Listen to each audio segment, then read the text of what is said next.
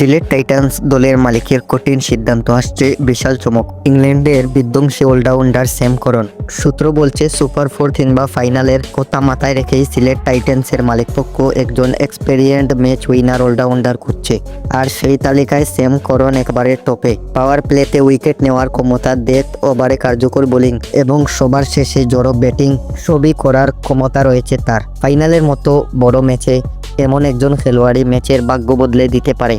তাই গুঞ্জন উঠেছে সিলেট টাইটান্স নাকি শেষ মুহূর্তে একটা বড় সিদ্ধান্ত নিতে পারে।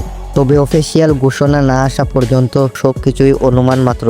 এখন দেখার বিষয় সিলেট টাইটান্স সত্যিই কি কোনো চমক দেখাবে নাকি সবটাই থাকবে গুজবেই। আপনার মতে স্যাম করনের মতো একজন অলরাউন্ডার সিলেটের ফাইনালের স্বপ্ন পূরণ করতে পারবেন? কমেন্টে জানাতে ভুলবেন না আপনার মতামত এবং বিপিএল সহ ক্রিকেটের সকল আপডেট পেতে আমাদের সাথেই থাকুন।